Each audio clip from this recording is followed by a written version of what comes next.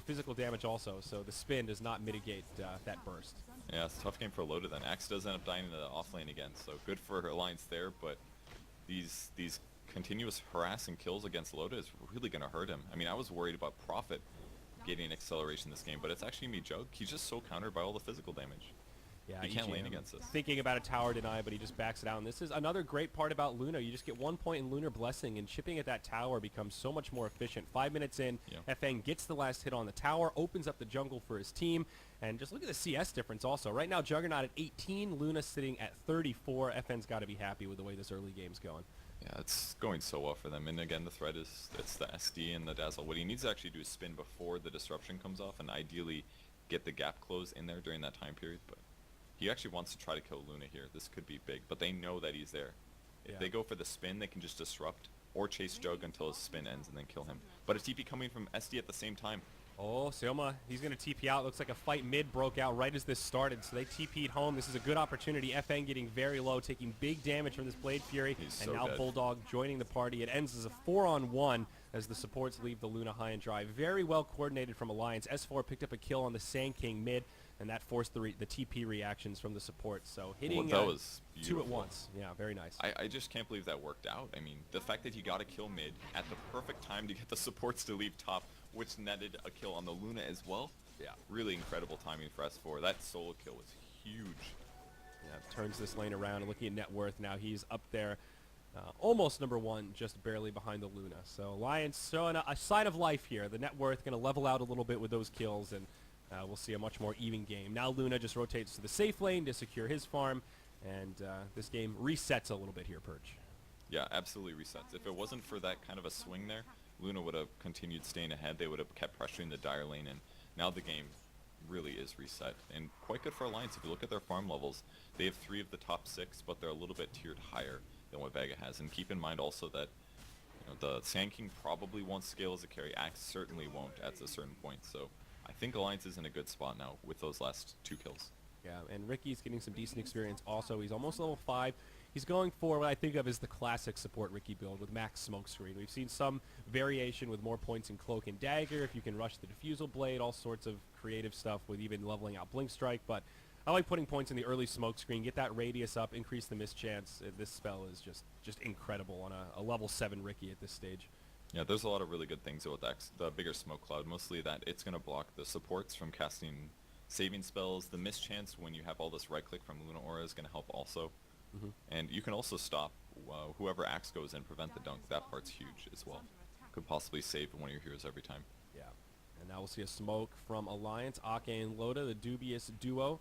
Gonna walk over a Sentry Ward here. Omni Slash is available, so Loda looking for a quick kill, and they might find it onto Luna. Silence, Hex, Stun. They might not even need the Omni.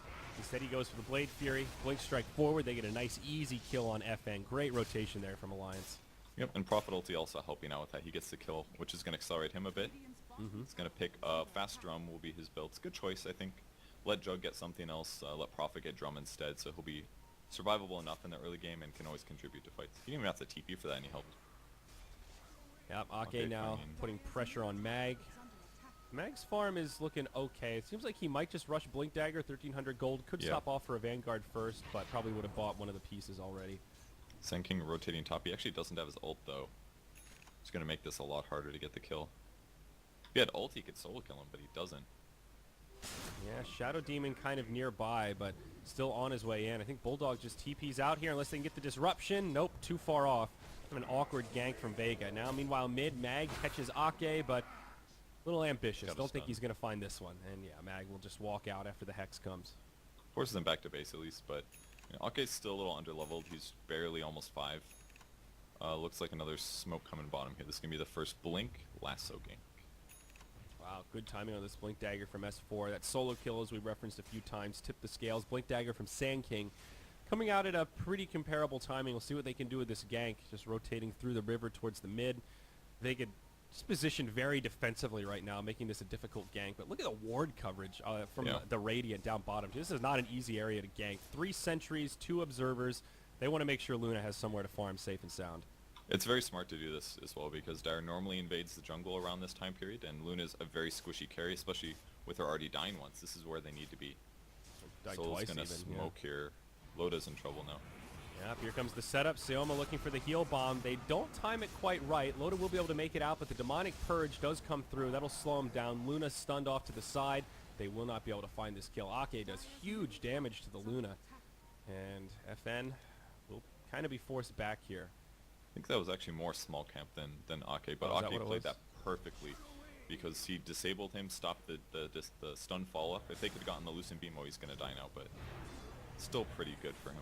That's the Blink Dagger reveal for no one, so not much the Lion could do there. Not expecting the Sand King to have that much reach at this stage. Though they do need a Bat Rider fight here. Oh, they're going to find Sand King with Ricky.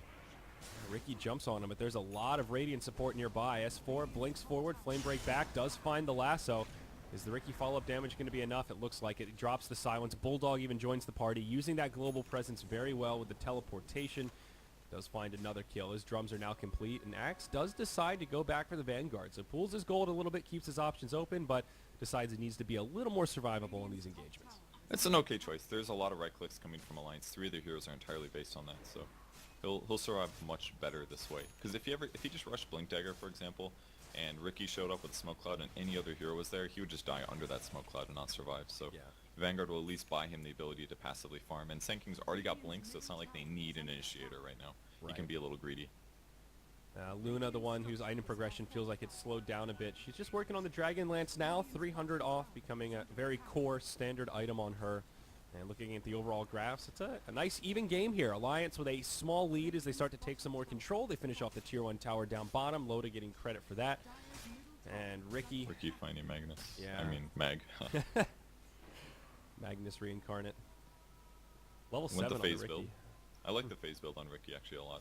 Because usually after you use Tricks of the Trade, if you can't blink strike out, you die. But if you can blink and phase afterwards, you just become this huge nuisance. Very difficult to kill. Yeah, cool synergy there. Also very curious what build Loda goes for this game. They're going to set up a gank on the solo. It looks like Ricky goes in. There's the smoke cloud. Omni Slash, no chance for a disruption. Again, Bulldog times the ult perfectly. And they will give the kill to the Nature's Prophet. They're ganking so efficiently in this game. I really like how they're doing this. But now they turn the other though. way. Do they have detection? Well, they have a Berserker's Call, but probably not going to be enough. Sand King, unless he wants to roll the dice and channel his ult. Smoke screen comes down. It makes his life difficult. And EGM, the nuisance as you properly called him, will live. So difficult to kill this way. Once his Cloak and Dagger gets leveled up as well, he'll fade much more rapidly. In terms of Loda's build, it's a good question. I really hope he doesn't go Drum, because obviously they already have one on Prophet. It'd be a waste. He could go Battle Fury just to guarantee farm, That's kind of what I was catch thinking. up. It's not a terrible build. He could also go Manta. Oh, big save there on. Yeah.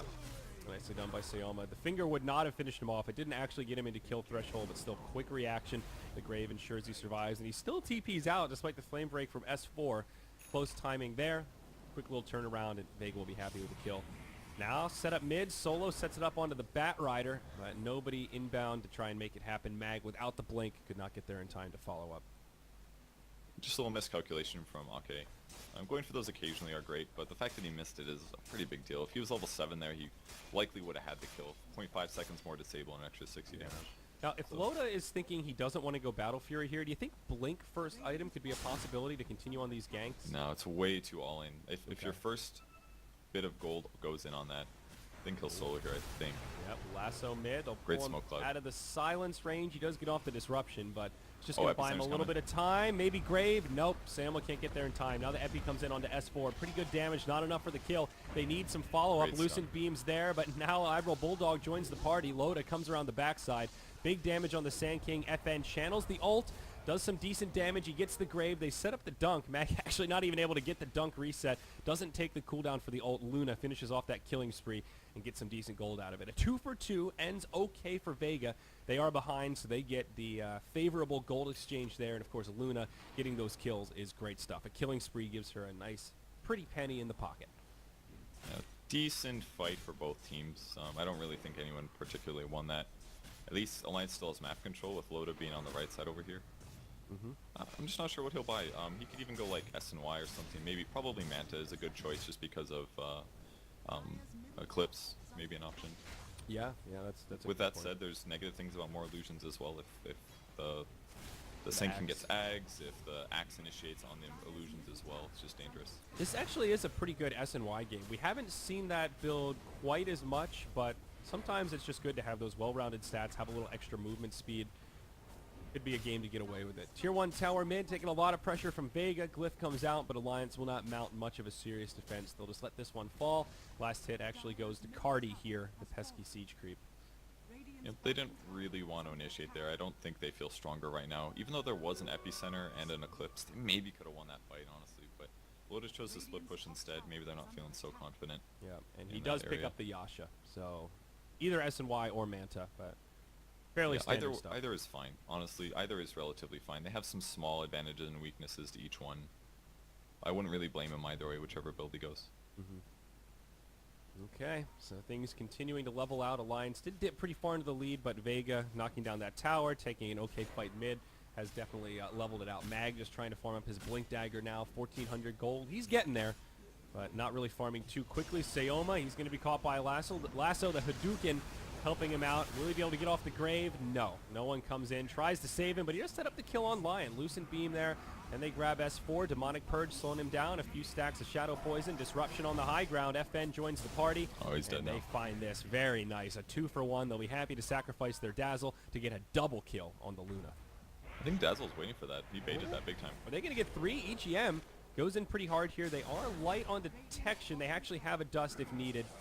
And they'll burn it. Almost gets into the neutrals in time, but very, very nice. Now, Alliance do split push down bottom. They get a tier 2 tower, but still a 1-for-3. Pretty big net worth swing there. Yeah, they have really good wards right now. I like this one that was placed over here by the medium camp on the Dire Jungle. I haven't seen this since there was an NA team that would do this all the time. It was like Mario's team. I'd always see him ward here. I haven't seen this one in a while, but the 2 wards that they have with the sentries in these middle placements, it spots all of the movement from Ricky. And I think they did bait that out with Dazzle. He was standing there. They had the ward up. He wanted them to come, and that's why they were able to rotate in time and end up getting those 2 kills. He seemed very ready to grave. That Casta animation was on the way. It's one of the longer ones, and they just had enough burst damage to bring him down. But if he could have graved there and lived, that would have been just incredible for Vega. So it's it was still really good. Obviously, EGM making a mistake trying to get the Sand King solo kill. If he did get that kill, it would have been huge for him and worth it, but by losing it, a little bit more gold going to his opponents. On the bright side for Alliance, though, they didn't use Finger of Death in that fight, so he's still ready to nuke if needed. Yeah, it looks like Bulldog will transition into the build he's very comfortable with. Oh, hold that thought. Another lasso up onto Solo. S4 going to drag him pretty far away, but the follow-up not quite there. Bulldog on his way in. There is a disruption, but he's got the Orchid completed just as he joins the party. That sets up the kill on Solo. Now Eclipse from FN comes out, used a little bit too early. Tricks of the trade from EGM buy him some time, but he does get caught, and Mag gets a spin again before he can dunk. He just wants to cull somebody. It's been a difficulty this game, but they'll be happy to get a kill, trade 1-for-1, support for support. Nice little turnaround there for Vega. And now off to the side, they catch Ake. Still Finger of Death available, a couple of stick charges, but a hasted up Sand King may prove to be a difficult could force. Be good for them. Tried to push him to the high ground there. Almost, but now the epicenter. Ake definitely going to fall this time. Great pick off again before you can use the finger. S4 bouncing back and forth, but no lasso for 25. Vega finding the better of this exchange. It's really hard for them to find these initiations here. Now Loda. Wow, it takes a lot of damage from the caustic follow-up. Really seeing the power of the Sand King this game. He's been such a nuisance to deal with. Constant stuns, big damage when he has the ult available. Caustic Finale Vega's is so mobile. Yeah, it's a spell that's easy to underestimate. Oh, they get a Sentry Ward down. They catch EGM. Berserker's Call is there to follow up. Will they actually have the damage for this? Tricks of the Trade buys him some time. Solo still lingering nearby. Gets another stack of Shadow Poison. Silence. They've got a Dust. They've got a Sentry, and they will bring him down. Now the counter lasso from S4 pulls Mag up to the high ground. He has some friends nearby, but he's going to be in a lot of trouble. They might have to leave him high and dry. Finger of Death. Solo's there trying to get the reset, but the Shallow Grave actually does it. Dazzle has to pay with his life as Loda gets off. His Omni Slash and Axe will end up going down to the Prophet. Vega doing everything they could to try and save their Axe up top, but well-timed Orchid from Bulldog prevents the defensive disruption from coming out. Now Bulldog walks right into an Invis. Sand King here, they might not have the damage to find this kill, though. The drums charge makes him nice and speedy, and he will make it out. Yeah, really nice Orchid usage there, saved his life. If they disrupted him and stacked like 2 more Shadow Poisons, he dies. Yeah. But was able to run away there with Phase, Drum, and the Orchid usage. I do like this build a lot, though, that Bulldog's going for. It's very common. It just gives you a little bit of everything. Great right click, some survivability with the drums, good movement speed, and, of course, a lot of utility with that Orchid lockdown. Just a very well-rounded Prophet build that lets you transition into a semi-carry towards the late game. Yeah, and anything you want, really. It can be a mech game after Phase Drum. It can be a Deso game, it can be a Maelstrom into farming, it can be Midas. There's so many ways that he can build this, and I think the Orchid was definitely a great choice this game. They could maybe try to gank Sand King as well with EGM sitting top. Oh, they channeled this. Did he see it? I don't think he did. He will be coming. Here he comes. Uh-oh. Here we go. The setup. Silence from Ricky proving very effective. The follow-up Orchid not going to be able to do anything. Sandstorm still on cooldown. Burrow Strike not going to help. That was close. Yeah, EGM gets the perfectly timed Blink Strike there at the end. Good choice from... I kind of like EGM's choice here to max out Blink Strike. Most Rickies do not do this, but when they constantly have Dust and Sentries, as Vega has shown that they do, by maxing out Blink Strike, he gets a lower cooldown. He can basically ulti and blink afterwards, and just cast it every 4 seconds to amp up his damage a bit. Yeah, very comparable to what they did with Loda and the PA last game. We saw the value of the Phantom Strike maxed out early on so that he could jump in and out of fights, survive all that initiation, and again, they're up against the Shadow Demon, so similar vein. Not surprised, but definitely a good call for EGM. I agree with that. It does look like Jug's making Battle Fury, by the way. Picks Perseverance. I'm not 100% sold on this. I sort of wish he just went really heavy into stats, considering the heroes he's up against. Battle Fury will guarantee him better late game. I guess this is maybe the big threat that he needs to deal with illusions. So maybe that's his thought here. Yeah. I will definitely agree that they need something. I mean, a Mjolnir on the Prophet could also be a really good way to deal with the illusions if they wanted to do a different build on the Jug. One of the other scary parts about this build is the window right now when you just have Phase, Yasha, Perseverance. You don't really have a lot of HP, your damage is a little bit weak, and it's before you can really just power farm in the jungle. But it looks like that window will be not open for too long. He's very close to the Battle Fury, just 600 gold off, so he's going to get out of this tough time pretty soon. Tower pushing, Vega will get the tier 1 bottom, but Alliance putting pressure on the tier 1 towers mid as well as top. They could possibly trade 2 for 1. EGM in trouble here. Yep, gets a silence onto no one. He is dead. Oh, oh. Yep. Yeah, tower still goes down to Bulldog, though. The tier 1 tower in the mid just barely stays alive. Maybe they can get a kill on Loda. Oh, my, he falls fast. Mag getting a couple of counter helixes there, and they will get a deny on this tier 1 tower mid. So it ends up pretty well for Vega. They do lose 2 towers in exchange for 1, but with the deny and 2 kills, they'll be pretty happy with a favorable exchange. Yeah, they're doing so well stabilizing across the map, just making sure that every hero is not able to get everything they want. They can't take the towers they want. They can't necessarily get all the kills they want either. And still no blink yet from Ake, since it's been a pretty tough game for him. And they're just taking the pressure at Alliance. Especially killing Jug before he finishes Battle Fury there is so huge. Oh, he was getting close, but his death now just delays his Battle Fury by so long. Yeah, he's just a couple hundred gold away. Didn't have any reliable gold there that he could spend to do anything with. Tier 2 tower mid, gonna fall pretty quick. Again, the power of the Luna, man. She doesn't even have to be that farmed to take down towers quickly. 22 minutes in. She is doing very well, number 1 on net worth, but it's just gonna get worse from here. Soon to be level 16. Manta's already up. BKB on the way next. So that illusion harassment, again, hasn't really felt like a core part of this Vega strategy. They've used it a little bit here and there. It feels like they're just playing Shadow Demon for the sake of Shadow Demon. Then the late game, they always have the advantage to make the illusions. It doesn't feel like they're trying to cheese it by just harassing with illusions constantly. Oh yeah, of course not. You wouldn't want to do that all in at the start. It's the teams that do that where they'll go 4-1-1 on Shadow Demon, they quickly realize that Shadow Demon is not very useful that way. It's not worth it trying to do that when you're super behind. It's a terrible skill build. You should always go 1-1-4 into the max disruption. That way by the mid game, you're always guaranteed high levels of that. So until they hit those late game snars, where sieging is more careful, they don't even bother doing that. He goes in onto Sand King, but there are so many enemies nearby. They'll have a shallow grave at the ready, and now they're going to turn this around. Demonic Purge comes out. S4 has his BOTs on cooldown. He is definitely going to go down here. Alliance getting hyper aggressive, and they fall for the what seemed like unintentional bait from Vega. They were just grouping up to push out this lane, and Alliance pulled the trigger way too quickly. EGM does get the courier on the back line, at least no TP for him. That's nice. So they may be able to follow him and get a kill, but Alliance just keeps losing out. The Jug pressure from the early game is really mattering now. He's very behind where the Luna is. He's not going to be able to match her in terms of combat. I just kind of wonder, maybe he should have just gone fast Manta or something to tank himself up. Maybe an early Vanguard could have done a lot as well and just transition into the Battle Fury afterwards. Yeah, Sand King just going mobility items for now, not going right into the Aghanims, but still could. Loda caught by Mag. He does have an Omni Slash here. Bulldog thinking about a teleportation in, but Vega have some allies on the way. Nice Hex from Ake. Breaks this up. No one. Not going to be able to get in for the stun. There's the Force Staff. Does make it. This is a really awkward fight. Now the Omni Slash. Grave keeps him alive. Defensive disruption could still potentially turn here. He blinks out, and I think Vega will be happy to disengage. Batrider does find the kill on no one after all. Looks like maybe some flame break damage over time. Tips him over the scale after the grave expired. Yeah, it looks like it. DD and BKB's up on Luna, so they can't turn and fight this despite Sand King being dead, but maybe when this is running lower, they can go for it. Or they're going to wait for pickoffs here. Prophet still can't show up, so they kind of have 3 heroes in the area.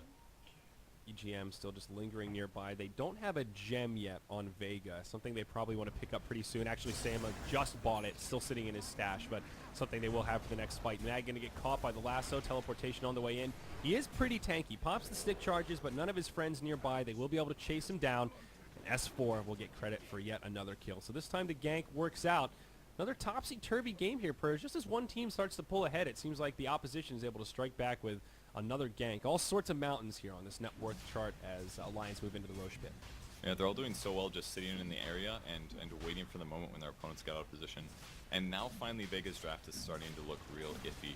Alliance has had a lot of trouble they've basically been stagnating for 10 or 20 minutes or so. They're having a lot of trouble getting ahead, but if you look at the net worth now, it's very clear that Vega has a solo core on their team, somebody that's not going to scale farming. So even though Loda did have some issues keeping his farm up despite good KDA, he's now got Battle Fury. He's getting close to where Luna is. He's still 50% behind, but you know, he can catch up, and if they start winning team fights due to the rest of Vega's heroes being underfarmed, Alliance is going to blow this win out. Still looking okay. There are still some options for Vega, though. Sand King could still get an Aghanims. He has a ways to scale, and they could also still get a Veil of Discord. I think it's something that Vega might want to consider. I'm not sure who's going to pick it up, though. Solo's going for this Aghanims build yet again. He has 2 of the big pieces, Point Booster and Ogre Club, so... It's really good Ags SD game, actually. Shadow Demon's one support that can solo kill Juggernaut, just with Aghanims. If he disrupts him, and Jug doesn't want to Omni-slash the illusions, then he can just stay at kited range, keep ulting the Jug, and his own illusions will kill himself with Soul Catcher. Yeah, really dangerous, actually. A really good point. Gets rid of his crit as well. Yep. Oh man.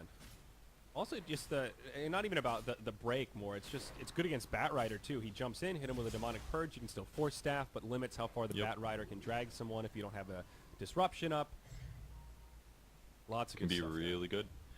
Keep in mind though, the Alliance has gone very utility on Prophet here, so most likely carry items will be next. If he doesn't, BKB next. Probably BKB first, but after that damage, for sure. Yeah. Good positioning for Vega here on the smoke though. I know Bulldog really likes the Hurricane Pike build on Prophet. Makes the split push a lot easier, especially against heroes like Axe and Sand King who have a lot of catch potential. Probably dead though. Yeah, well, Caster's Curse coming real. I think they're going to be able to finish him off pretty easily here.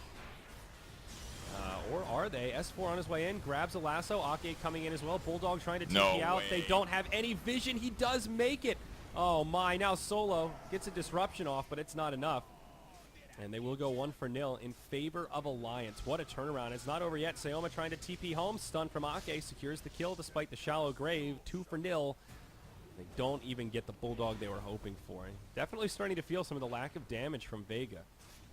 What a play there from Alliance. Bulldog did that perfectly. Through this, he literally calculated the disables. I'm quite sure about it. And the Smoke Cloud helped as well, but no follow-up stun to stop his TP. Really nice escape there.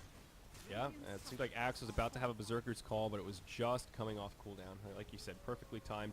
The gem in the hands of Axe. Not sure if it hit the deck and he recovered it, but Vega did not lose it in that little engagement. Nice deny from FN on the tier 2 tower mid. It's not very rare that you see a Luna coming up to contest a tower deny due to her low range, but I guess that's the value of Dragonlance. Yeah, that's true. Right, there's Manta finally for Jug. So much needed plus 10 strength. That's really what he needed. I would love to see Scotty come up next. All he needs to do is increase his HP because that lowers the chance of him just getting combo bursted and dying. BKB is also something he may want, but I would probably justify Scotty first. More armor, more HP, more damage, and the utility slow against a BKB hero is really good. Yep. Illusion Gaming here. Juggernaut illusions, Luna illusions, they can clear out a creep wave pretty quick. So now Jug's still pretty far behind the Luna, but he will be more and more competitive as the game continues. Yep. He's not really like a liability as he was before. If they initiated on him first and did the combo correctly, he just gets blown up right at the start and it gives him massive advantage. Oh, alright, so BKB next on the Sand King. No one's still delaying the Ags. I'm not sold on this. I really feel like they needed more carry potential coming on the mid game, and the Ags would have been so good too against the Treants and all the creep waves and things. I guess it only goes on heroes, doesn't it? It doesn't go on creeps. So maybe I was wrong about that actually. Eggs only does go on heroes, but it's very good against illusions actually. If you epicenter, for example, and jump in on Jug with his illusions, you'll at least get a 2 extra bursts from Caustic on his illusions. I still think Ags on Sand King is just, it's good just in general. You can burrow strike from fog. It's so far. Like 1300 range it just gives them a lot of setup power. I don't know. Maybe I'm overvaluing it here. The BKB does secure that he can get his ultimate off in fights. He can position himself aggressively, blink in, find a stun, and then he doesn't have to worry about the Lion counter hex, and he can just channel the ultimate. So there is some credence to it here. Oh, this would be a huge kill, thing kill. Oh, he's so dead. Yeah. Especially with Bloodthorn. Oh, and he BKBs right before he dies. Oh, he just wasted his 10-second BKB charge too. Oh no. Disruption comes out, but Seoma definitely dead. FN pops the Eclipse. Looking for some follow-up damage here. Is it going to be enough? Bulldog taking a lot of it. He will fall. They make it a 2 for 1. That's something. S4 now on his way in. Loda jumps in. FN uses his BKB. Not going to save you from the Omni Slash, but it starts jumping around to spread some damage. FN will stand his ground for now. It's a buyback from Bulldog. Loda still has the Aegis. They bring him down. It's a dunk. Finger not going to finish him off. EGM looking to blink strike to get this kill. He can't quite get it. Wow, close call for FN. Really good escape by him. In the end, not bad for Vega. It's a 2 for 2 and good. a buyback from the Prophet. Yeah, that's actually great. They almost killed the Shadow Demon. He had about 20 HP alive, or left over, and he stayed alive. And then Luna as well escaping. They just didn't quite coordinate perfectly. EGM could have gone on the Luna there, but he didn't anticipate the Finger of Death from Ake. So 2 deaths that probably should have happened for Vega there. So they're very happy with that fight. Yep, and of course Luna getting credit for some of those kills does help her out. She has a full butterfly now. And 2,000 gold. She just bought this butterfly a minute ago. Yeah. That was such a big fight for her. If she gets Satanic like she's behind here, she can just survive everything. Like, even the Omni Slash did almost nothing to her. Yeah. Now, even though she has Butterfly, Bulldog's a step ahead. He already has the Bloodthorn completed, so he's upgraded his Orchid now, and that'll give the team some true strike to try and deal with this Butterfly a bit more effectively. But they have to wait for BKB cooldown for that to happen. That's true. And she's still at 9 seconds. So. And she has Manta, so 2 ways to get rid of it, potentially. Yeah, that's true. Yeah, she's actually very covered this game. Or they can disrupt her, or they can force staff her, or it's a lot of things. Yeah, still tricky, but you know, we've talked about Bloodthorn quite a bit. I do like that Bulldog has it early here. There's been so much credence or stock in, you know, MKB versus Butterfly and Loda. He's been struggling for farm for a lot of this game, and he will have to get an MKB at some point. 1,800 gold. Yep. Can he get it next item? You were talking about. I think he needs a BKB or some sort of stat item before he can just go straight up MKB. It's definitely hard to say. On the bright side, he's close to stat levels, so he'll have some HP in that way, but I'm not sure, man. It's tough. Scotty is harder now that Butterfly exists. I would have said Scotty for sure, probably, but he can still BKB. I just don't know if it'll be enough. Yeah, I mean, he needs an MKB. It's just if you go for this sort of a build like Blink, Battle Fury, MKB, you're pretty light on stats. That's where you can just get turned on if you don't have magic immunity on the if you don't have your BKB up or what have you. It's scary. You can get clicked down. Even if you just get caught by Axe, you know, you get in that Culling Blade range and with an Eclipse or something, it's scary. He can just die. Or a Blink Burrow Strike from Sand King with an Eclipse. There's a lot of really scary things he has to deal with. Can they get those? Can they get solo though? It's going to be close. He does get off a He disruption. might blink. No, too late. But Bulldog finds it. It's going to be an easy pick-off. He does manage to buy his Staff of Wizardry before he dies. Does have to take some risk in terms of where he's farming so that he can get this Aghanim Scepter. That will set him back quite a bit. It's an expensive death, but he's now 700 away from the precious Aghanims. And the thing I'm most upset about here is that, you know, he doesn't have his Ags finished, and until you finish Ags, it's a terrible build-up for almost all supports. And it's definitely the case for Shadow Demon here. If he had a Force Staff, if he had a Glimmer Cape, if he had Ghost Scepter, he very likely could have survived that little gank attempt. And he is going MKB on Jug, it looks like. Picks up the Demon Edge. He has to do this because if Luna BKBs, they just can't kill her. Whoa, okay. Solo kill here. Yep, in deep. Almost gets punished for it. No one, just brings down the Lion, pops an ult, and not much a Lion can do in a solo situation like that if he gets initiated on. But a Flame Break almost interrupted his TP out. That would have been fairly favorable for Alliance trading a support for one of the big cores. Yeah, it would have been solid. Oh, wait. Dazzle. Okay, never mind. That's just FNs. For a moment there, I was like, how did Dazzle steal somebody's Dragon Lance? But he's just holding on to Luna's for now since she's light on slots. Sorry, I got hyper excited there for a second. So with Sand King getting those solo kills, they're very important because it's going to transition him into his next item, whether that's Sheepstick or Shiva's or Aghanim Scepter. Yeah. He's going to need those to be doing good damage impact. Can't just be Luna forever. At some point, she will get outcarried. Like, she's actually so farmed. She's only missing one item plus Moon Shard. Wow. Whole Satanic now. Another reset tool for her. She's got so many ways to survive. She can flutter to get away, BKB, Manta. This is a really good combination of defensive build that also has a lot of damage. EGM going to get caught in Radiant Jungle, and I think they have detection. Yep, Gem on Mag, going to make it an easy slam dunk. Now S4, he wants this Gem as well as Vengeance for his fallen comrade. Mag does buy out before he dies. 4 staff down, going to split the Omni Slash. Mag likely to live here. Now Loda in pretty deep. Just BKBs get popped. Loda just gets destroyed. The Shadow Demon, Shadow Purge, the Demonic Purge rather, makes it a nice, easy setup there. Alliance just getting hyper-aggressive, and a 2-for-0 puts Vega in a very nice position. Yeah, I think they were just sitting ready to fight, and that's why the Riki was running around the jungle. They wanted to initiate on somebody, so the fact that he got jumped on, they felt comfortable going in afterwards, but the Jug's just not farmed enough. If Omni Slash does kill somebody, okay, almost dies here.